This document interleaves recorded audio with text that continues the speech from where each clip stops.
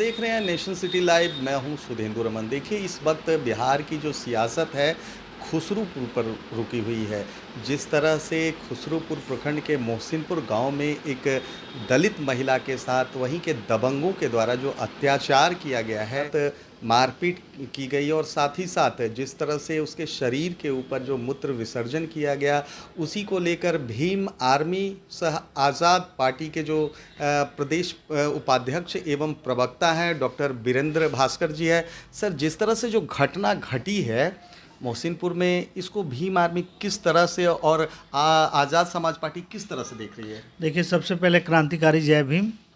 आप जैसा सभी जानते हैं कि भीम आर्मी आज़ाद समाज पार्टी शुरू से शोषित वंचितों के अधिकारों के लिए निरंतर लड़ते आ रही है।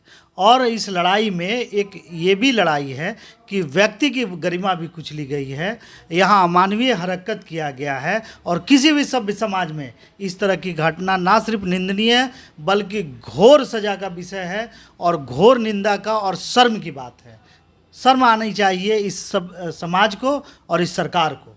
अच्छा, भीम आर्मी आज़ाद समाज पार्टी इसको लेकर क्या कर रही है? कोई आंदोलन? क्योंकि 3 दिन अभी तक हो चुके हैं, आप लोगों का ना तो कोई प्रतिनिधि मंडल गया है वहाँ पर, ना ही कोई व्यक्ति गए हैं। आखिर आप दलितों की, पिछड़ों की, शोषितों की बात करते हैं, तो फिर अभी तक उस महिला के पास अभी तक आपका कोई प्रतिनिधि गया? आपकी जानकारी का अभाव है। चूँकि त्वरित कार्रवाई के तहत जो लोगों से मिलने का काम है ऑलरेडी भीम आर्मी आज़ाद समाज पार्टी की लोकल यूनिट ने कर लिया है।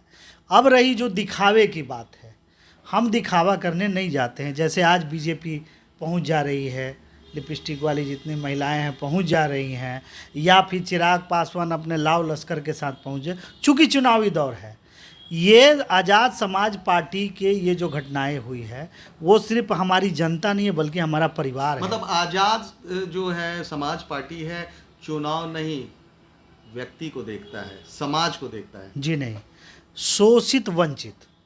शोषित कौन है? जिसके साथ गलत हुआ है, दबाया गया है, कुचला गया है, वो कोई भी हो सकता है। वंचित कौन है? जिनको आज तक ना अधिकार मिला है ना अवसर मिला है, हम उनको वंचित मानते हैं। तो इसमें जात कहाँ जाती है?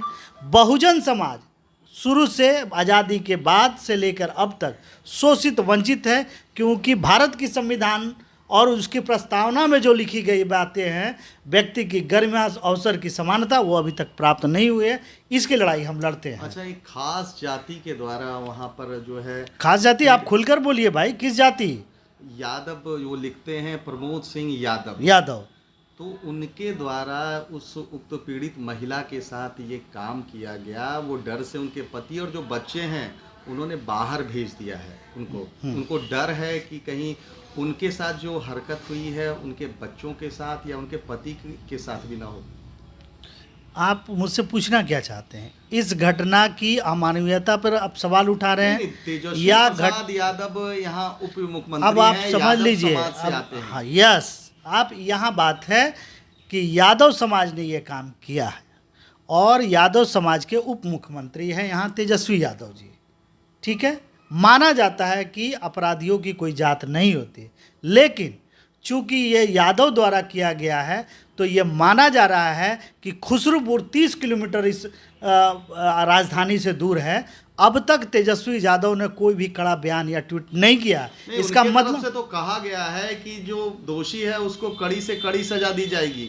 6 थानों की पुलिस वहां पर मतलब मुस्तैदी से जो अपराधी है उसको खोज रही है। गिरफ्तारी नहीं हुई है, कुर्की नहीं हुई है और ये करेंगे भी नहीं, क्योंकि मामला यादव का है।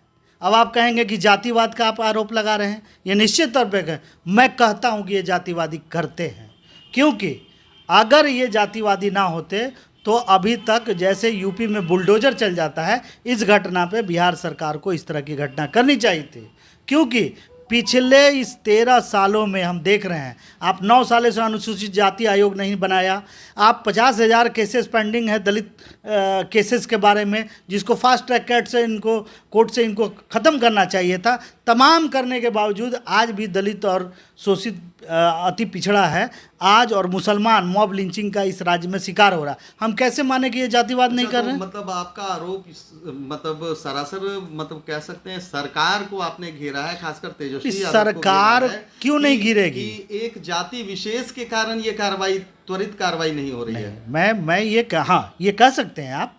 मैं ये पूछता हूँ कि अगर यादव समाज ने किया, ये चूंकि समाज जो है पूरा जाति पे टिका हुआ है, बिहार तो जातिवाद का ही भाषा समझता है।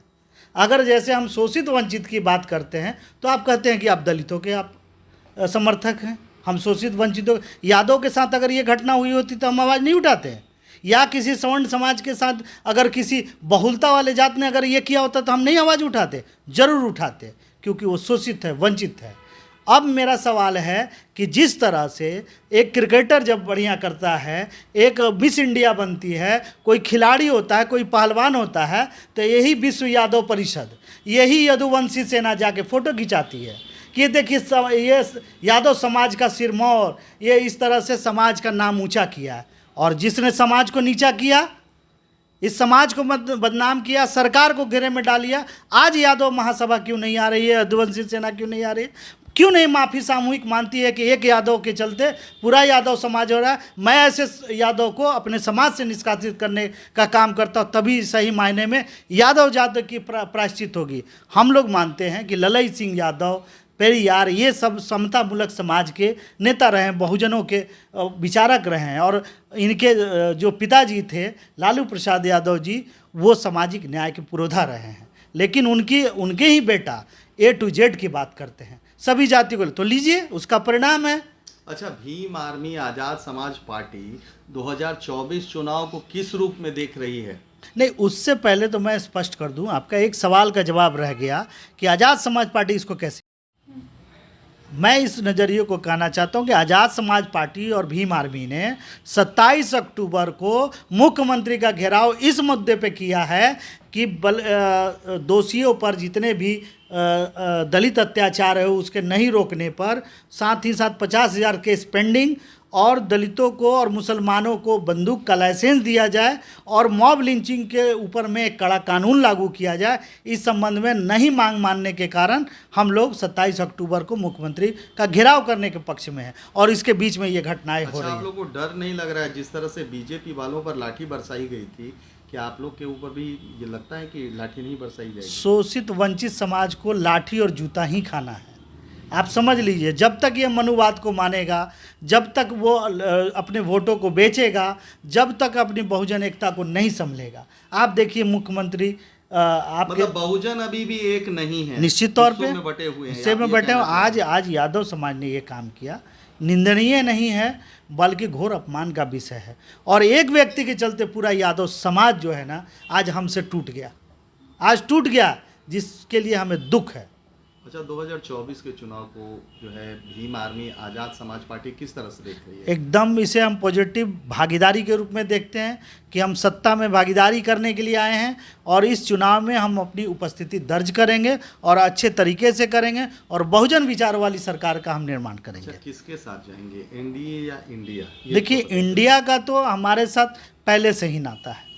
आप अगर समाजवादी पार्टी इंडिया के साथ है, हम समाजवादी पार्टी के साथ है, तो इनडायरेक्टली हम वहाँ हैं।